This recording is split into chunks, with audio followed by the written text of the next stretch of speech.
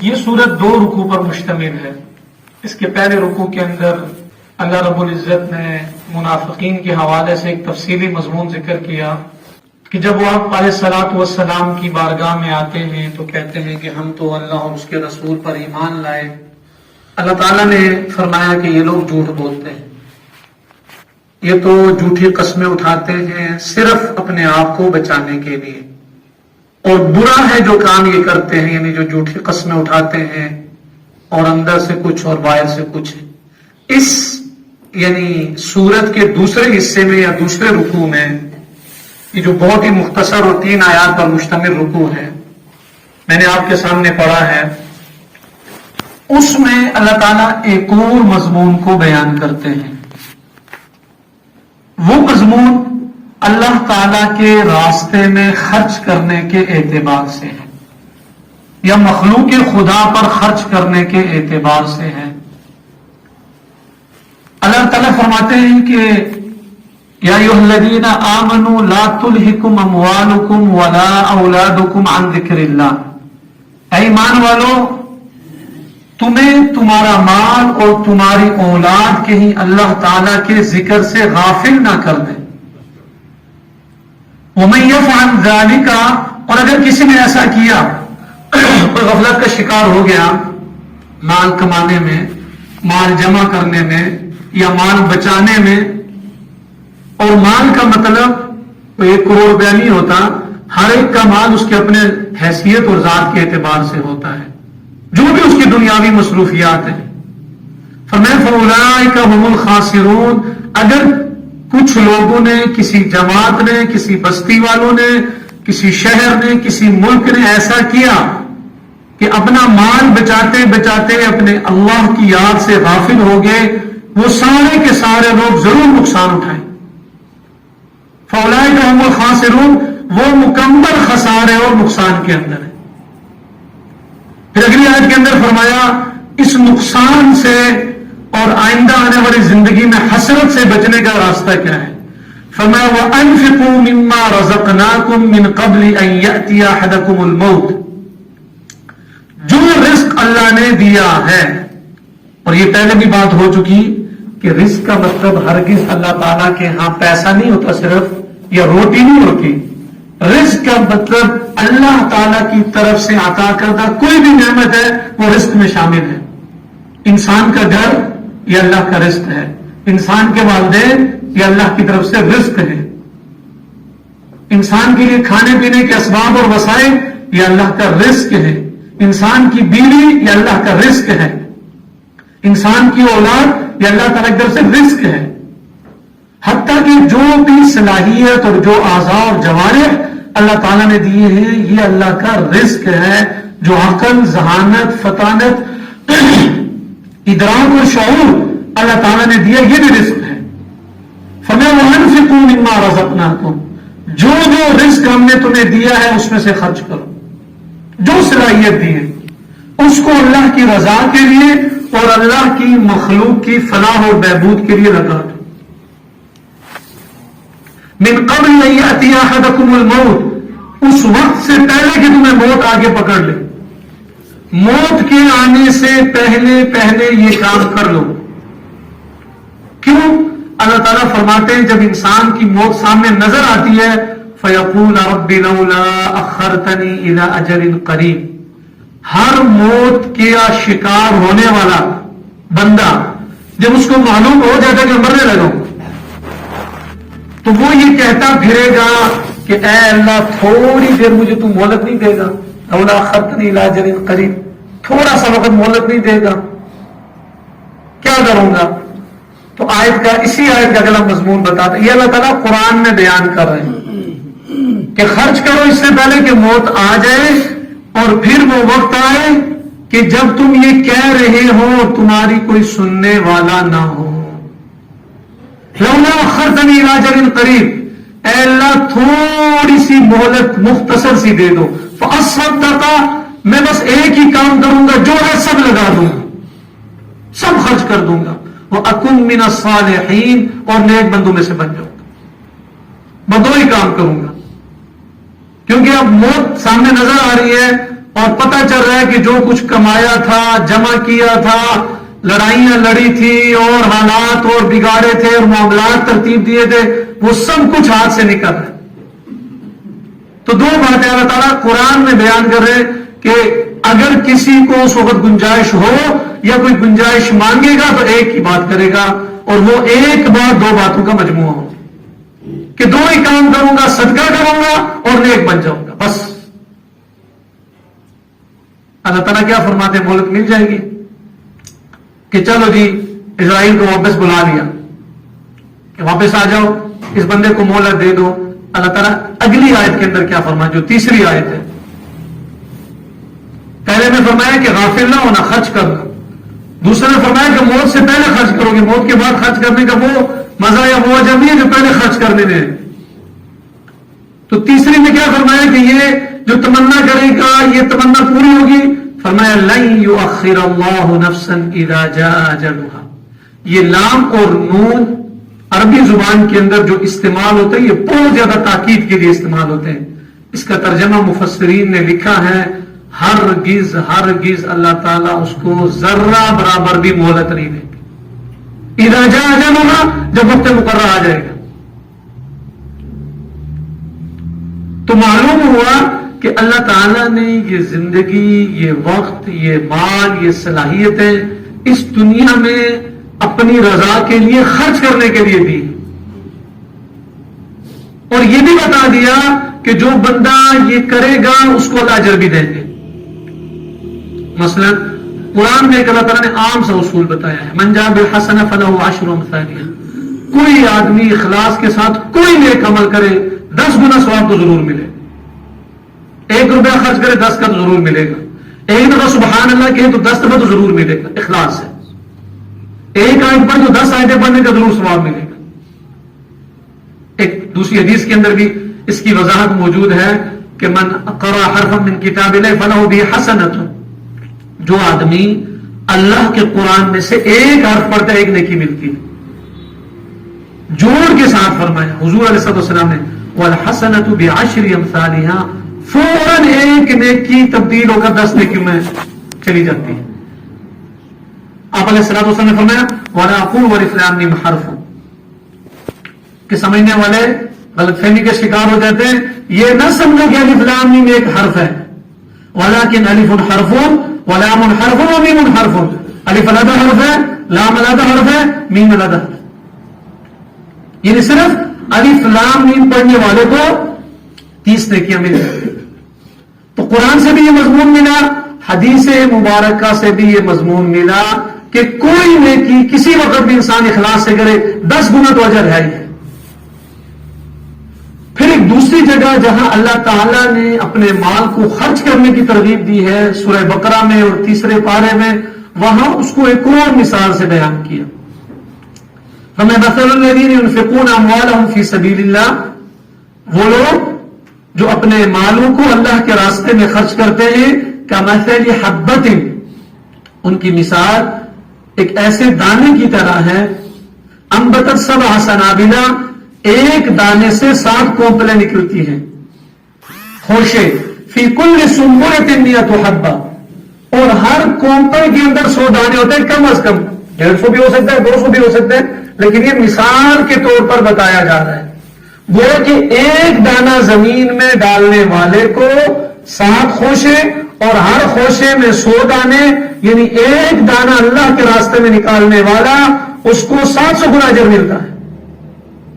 سبیل اللہ کیا ہے؟ اس کی تفسیر علماء نے بیان کی ہے۔ اس کی مشہور تفسیر جہاد ہے، یہ سب سے مشہور تفسیر ہے کہ عام طور پر قرآن کریم میں سبیل اللہ کا مطلب جہاد میں خرچ کرنے والے کو، تو جو جہاد میں خرچ کرے گا تو اس کو 700 گنا اجر ملے گا۔ لیکن مفسرین نے لکھا ہے کہ لفظ سبیل اللہ جیسے جہاد کے لیے بالعموم استعمال ہوتا ہے، ایسے ہی یہ کئی اور معنی میں بھی استعمال ہوتا ہے۔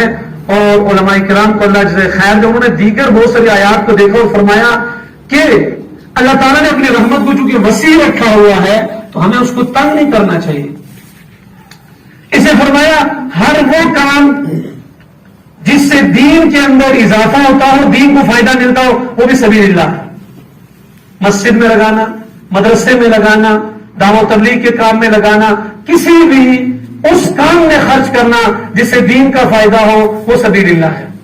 پھر ایک اور جماعت علماء کی، انہوں نے کہا نہیں، اس کا معنی اس سے بھی وسیع ہے، کوئی بھی نیک کام کرنا، خیر کا کام کرنا، بھلائی کا کرنا جس میں دین کا فائدہ ہو یا اللہ کی مخلوق میں سے کسی کو نفع ہو، وہ بھی سبیل اللہ کے اندر آتا ہے۔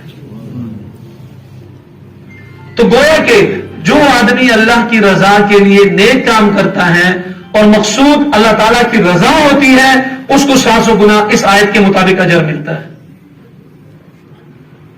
اور اسی آیت کے اندر اللہ تعالیٰ فرماتے ہیں واللہ یضاعف لمن یشاء، اللہ تعالیٰ جس کے لیے چاہتے ہیں اس سے بھی بڑھا دیتے ہیں، اس سے بھی بڑھا دیتے ہیں۔ اب دیکھیں یہاں اگر ہم ماہر معیشت سے پوچھیں، کسی بینکار جو بینکنگ کے شعبے سے منسلک ہے ان سے پوچھیں، وہ آپ کو بتائے گا کہ بھائی آپ کے پاس 50,000 روپیہ ہے تو 2,000 روپیہ جب آپ اس میں سے نکالیں گے تو 48,000 رہ جائیں گے، کم ہو جائیں گے، زیادہ نہیں ہوں گے۔ لیکن قرآن کہتا ہے کہ نہیں، آپ جب اپنا پیسہ خرچ کریں گے تو زیادہ ہوگا۔ اب آدمی کس بات کو سمجھے اور کس بات کو اپنائے، تو طبی بات ہے، فطرتی بات ہے، اللہ تعالیٰ نے ہمیں مسلمان بنایا ہے اور یہ اللہ تعالیٰ کا بہت فضل اور ہمارے پر احسان ہے۔ تو ہم تو ہر چیز کو دین کی روشنی سے دیکھیں گے، ہم تو اپنی عقل کو شریعت کے تابع رکھیں گے۔ اس مضمون کے اندر مفسرین نے لکھا ہے اس کے کئی مطلب ہو سکتے ہیں۔ اس کا ایک مطلب یہ ہو سکتا ہے کہ بظاہر جو ہم کو کم ہوتا ہوا نظر آ رہا ہے، یہ کم نہیں ہو رہا، یہ بڑھ رہا ہے اللہ تعالیٰ کے ہاں۔ کیسے؟ وہ ایسے کہ دنیا کے جتنے بھی حالات بنتے ہیں اور بگڑتے ہیں یہ اللہ کے امر سے ہوتا ہے سارا۔ یہ بات ذہن میں رکھیں کہ بنتے جو ہیں وہ نیک اعمال کے بعد ہیں، بگڑتے جو ہیں وہ بدعمالیوں کے بعد ہیں۔ اس کی 1000 توجہ ایک طرف ہے اور وہ توجہ جو قرآن میں بیان کی ہے وہ ایک طرف ہے۔ ظہر الفساد فی البر والبحر بما کسبت ایدی الناس، فرمایا خشکی اور تری میں جتنا فساد بپا ہوتا ہے، جتنی پریشانیاں آتی ہیں، وہ لوگوں کے ہاتھوں کی کمائی ہے، ان کے اعمال کا نتیجہ ہے۔ اور وجہ بھی بتائی اسی آیت کے اندر، لِيُذِيقَهُمْ بَعْضَ الَّذِي عَمِلُوا، یہ اللہ اس لیے کرتے ہیں کہ تھوڑا تھوڑا تمہیں سنبھالتے ہیں کہ سنبھل جاؤ، ٹھیک ہو جاؤ اور رجوع کرو، واپس پیچھے ہو جاؤ، یہ غلط راستے پر جا رہے ہو۔ اور دیگر بہت ساری احادیث کے اندر صاف صاف بتایا کہ جہاں جہاں گناہوں کی کثرت ہوگی وہاں دنیا کی کوئی طاقت نہ امن لا سکے گی، نہ چین لا سکے گی، نہ سکون لا سکے گی، نہ مہنگائی ختم ہوگی، نہ کوئی پریشانی ختم ہوگی۔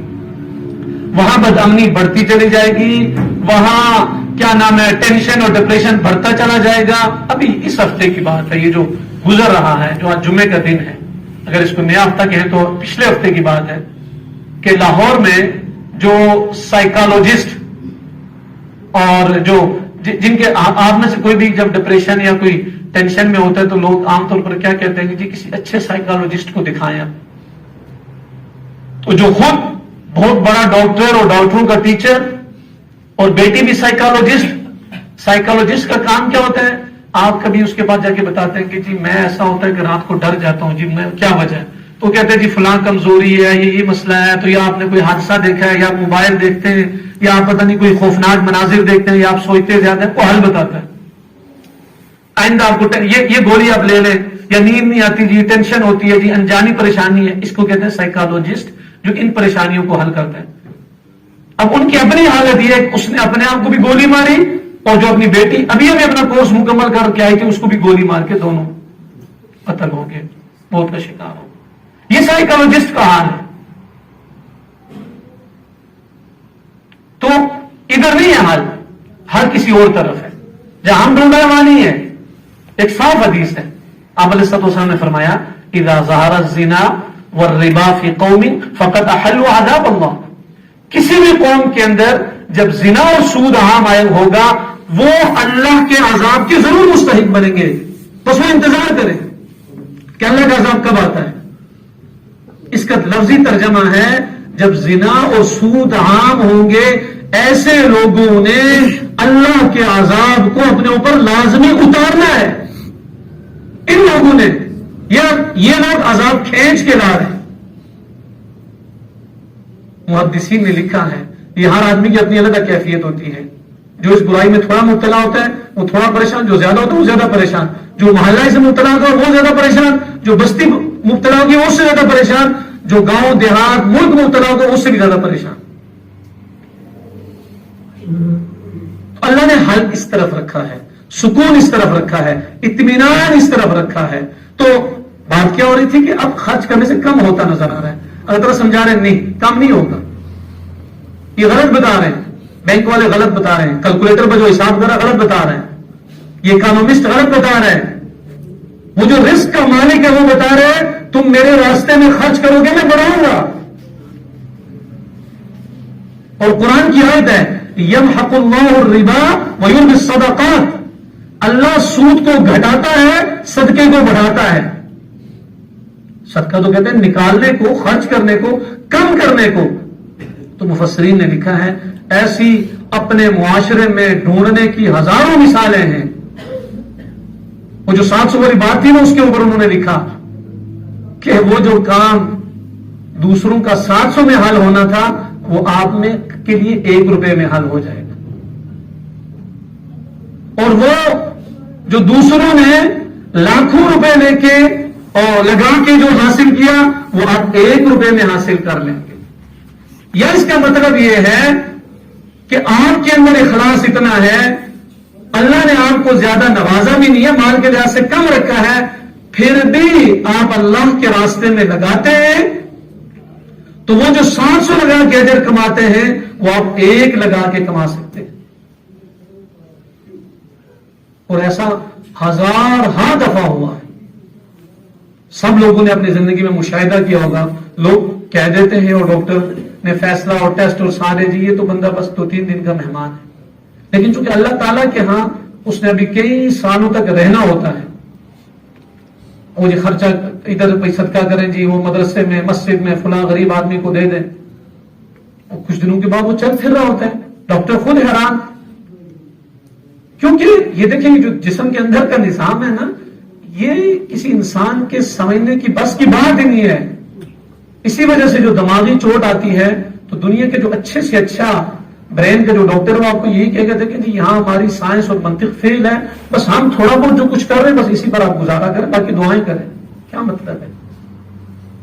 اللہ نے انسان کو سمجھ تو دی ہے لیکن ایک جگہ اللہ تعالیٰ ایسی لاتے ہیں جہاں انسان بے بس اور مجبور ہو جاتا ہے، اور اللہ تعالیٰ کو اگر ماننا چاہے تو ماننے پر مجبور ہوتا ہے.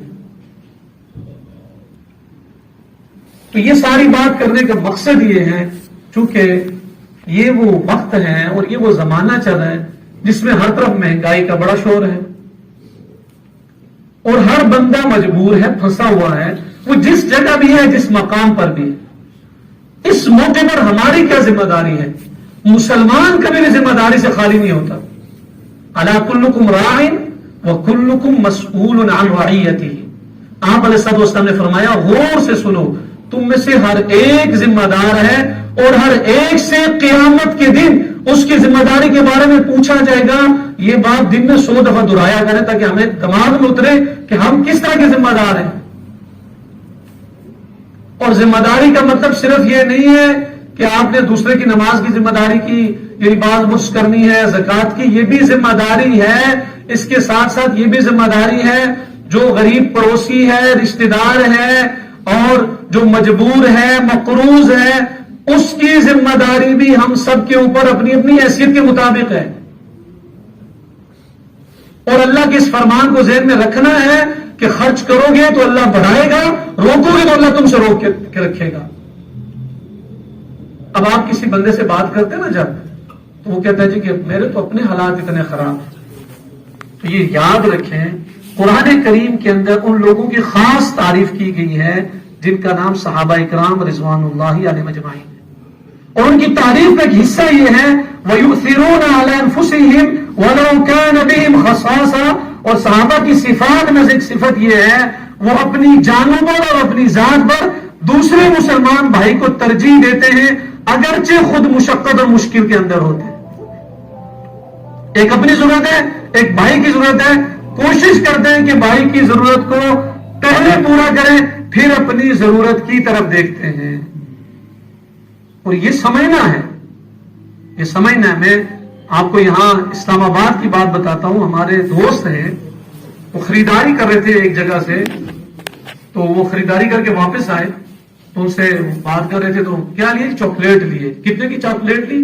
20,000 کے لگ بھگ. یہ ابھی یہ کچھ چند دنوں کی بات. اب آپ بتائیں کہ آپ کے بیٹے 20,000 کی چاکلیٹ کھا رہے ہیں اور ساتھ والے گھر کے اندر پکانے کے لیے آٹا نہیں ہے، تو آپ کو قیامت دن پوچھا نہیں جائے گا؟ تو مسلمان تو نہیں ہے، تو کافر کی یہ سوچ ہوتی ہے کہ میرے سے نہیں پوچھا جائے گا. آپ سے پوچھا جائے گا. اور اس کی باقاعدہ یعنی ہر شادی پر نئے جوڑے اور ہر دن نئے سالن اور ہر وقت اس کو ہر زمانے کے اعتبار سے اپنی زندگی کو بدلنا پڑتا ہے، اور زندگی اس ترتیب اور نہج پر رکھنی پڑتی ہے جیسے نبی اکرم صلی اللہ علیہ وسلم بتا کے گئے. ورنہ حساب کتاب بڑا مشکل ہے. وہ مشہور واقعہ نا عثمان بن عفان رضی اللہ تعالیٰ عنہ کا کہ مدینہ منورہ میں ایک ہی کنواں تھا. حضرت عثمان کیسے انسان تھے جو لگاتے ہی جاتے تھے. تو وہ کنواں بھی یہودی کے پاس تھا اور بڑا مسلمانوں کو تنگی تھی. نبی اکرم صلی اللہ علیہ وسلم نے فرمایا کہ جو اس کو خرید کے مسلمانوں کے لیے وقف کرے گا اس کے لیے میں جنت کی ضمانت دیتا ہوں. حضرت عثمان ابن عفان رضی اللہ عنہ یہودی کے پاس گئے. اس نے کہا جی یہ تو میری پراپرٹی ہے اور یہ تو میرا بزنس ہے، میں تو نہیں دیتا. ان کا چونکہ عثمان رضی اللہ عنہ خود ہی بڑے بزنس مین تھے، اور یہ فطرتاً اللہ تعالیٰ نے تاجروں کے دماغوں کو ذرا مضبوط رکھا ہوتا ہے. یہ تاریخ کا مسلمہ اصول ہے. اسی لیے بہت سارے دشمن جب اسلامی ملک پر حملہ کرتے ہیں تو علماء فوج سے پہلے تاجروں کو نشانہ بناتے ہیں، کیونکہ تاجر کسی بھی سلسلے کی ریڑھ کی ہڈی ہوتی ہے. اور سرمایہ دار لوگ، ان کے لیے اللہ نے بڑی خیریں رکھی ہیں اور بڑی ان کے ذریعے سے دین کی تقویت کا سبب یہ بنتے ہیں. وہ بھی تاجر تھے، وہ بڑے سمجھدار انسان تھے. ان کا اس طرح کا اس کی قیمت لگا. اس نے کہا قیمت نہیں، میں تو روز کا بزنس ہے. ان کا ایک اور تجھے آپشن دیتا ہوں، تو ایسا کر کے اس کی ساری قیمت میرے سے لے لے، لیکن آپس میں بانٹ لیتے، مجھے آدھا کنواں بیچ دے. وہ یہ کہ ایک دن میں استعمال کروں گا، ایک دن تو استعمال کر. وہ آ گیا اس میں، لالچی تو تھا یہودی جو ہوا. اس نے کہا یہ بات ٹھیک ہے، قیمت بھی ساری لیتا ہوں اور ایک دن یہ استعمال کرتے رہے. اب عثمان نے خرید لیا. اب ایک دن عثمان پانی بھرتے اور ایک دن وہ یہودی، اور باقی وہ پانی پیسے پر دیتا ہے. چند دنوں کے بعد جب معاملہ صحیح سیٹ ہو گیا تو عثمان ابن عفان رضی اللہ عنہ نے اعلان فرمایا کہ میری باری میں جو بندہ پانی بھرے گا اس سے کوئی پیسہ نہیں لیا جائے گا. اب لوگوں کی لائنیں لگ گئی، لوگ اسی دن پانی بھرتے ہیں. اب کوئی پاگل ہے کہ پیسے دے کر پانی لے، اب اس کی باری میں کوئی بندہ ہی نہیں آ رہا. اب وہ مجبور ہو گیا. پھر کہا کہ وہ آپ کہہ رہے تھے کہ میں نے پورا کنواں بھی لینا ہے. کہا ہاں بالکل، بولو کتنے داموں میں دینا ہے. وہ بکیا بھی خرید لیا. اس موقع پر نبی اکرم صلی اللہ علیہ وسلم نے جو دعا دیا تو عثمان کو وہ کیا تھی؟ اے اللہ یہ عثمان ابن عفان ہے، اس کے حساب کو آسان فرمانا. جس کو حضور علیہ الصلوۃ والسلام نے اپنی 2 سگی بیٹیاں حضرت رقیہ اور ام کلثوم یکے بعد دیگرے نکاح میں دی، اور فرمایا میری 40 بیٹیاں بھی ہوتی تو عثمان کے نکاح میں دیتا رہتا. اس کے لیے حضور دعا کر رہے ہیں، جن کو 3 موقع پر حضور نے جنت کی بشارت دی، 3 موقعوں پر. تو ہمارا کیا ہوگا؟ تو یہ مال اور یہ دولت، یہ جائیداد، یہ صلاحیتیں، یہ اللہ کی امانت ہیں اور ان کے بارے میں پوچھا جائے گا. قرآن صاف کہتا ہے ان اللہ اشترى من المؤمنین انفسهم واموالهم بان لهم الجنہ. یا تو مومن ہو یا پھر کسی اور فرقے میں ہو. اگر مومن ہو تو یاد رکھو تمہارے مال اور تمہاری جانوں کو اللہ نے جنت کے بدلے میں خرید لیا ہے. اس لیے ہم تو خریدے ہوئے ہیں. وہ جو خریدا ہوا ہوتا ہے اس کی کیا مجال ہے کہ وہ کوئی ٹس سے مس ہو اور آقا کے سامنے ادھر ادھر کی باتیں کرے. اس لیے کوشش کرے، جو وقت ہے یہ بڑا مشکل وقت ہے اور ہے تو اصل میں اعمال کی وجہ سے، یہ دماغ میں ہر وقت رکھے. اس لیے ہر بندہ اعمال کے اندر بہتری لائے اور اللہ تعالیٰ کی طرف رجوع کرے. جہاں جتنا جو گناہ کرتا ہے اس سے وہ توبہ کرے، بڑے گناہ ہیں یا چھوٹے گناہ ہیں، غیبت، تہمت، الزام، تحقیر، سب چیزوں سے. اور ہر انسان خود جانتا ہے وہ کس گناہ میں مبتلا ہے. سب سے بڑا مفتی وہ خود ہے. ایک صحابی نے پوچھا کہ کیا نیکی ہے؟ فرمایا دع ما یریبک الی ما یریبک، جہاں جہاں شک پڑتا ہے نا اس کو چھوڑتا چلے جاؤ، نیک بن جاؤ. اس لیے اور دوسرا اپنے مسلمان بھائیوں کا خیال رکھنا. حضور علیہ الصلوۃ والسلام نے فرمایا کہ قسم ہے اس ذات کی جس کے قبضے میں محمد صلی اللہ علیہ وسلم کی جان ہے، وہ کامل مسلمان نہیں ہو سکتا جو خود تو پیٹ بھر کر سوئے اس کا پڑوسی بھوکا سوئے. اس لیے اس پر غور کرنا، فکر کرنا اور اس کے بارے میں یعنی باقاعدہ کچھ کوشش. یہ ایک موقع ہوتا ہے، ایک انگریزی کا ایک محاورہ ہے جس کا مطلب یہ ہے کہ بعض لوگوں کی مصیبت بعض لوگوں کے لیے ایک اچھا چانس ہوتا ہے، ہم اس سے فائدہ اٹھائیں اور لوگوں کی خیر خواہی کریں، ان کے دکھ کو بانٹیں، ان کے لیے مستقل بنیادوں پر کوئی ترتیب بنائیں. اللہ تعالیٰ ہمیں سمجھ کر عمل کی توفیق نصیب فرمائے. آزان ہوگی تو سنتیں ادا کریں.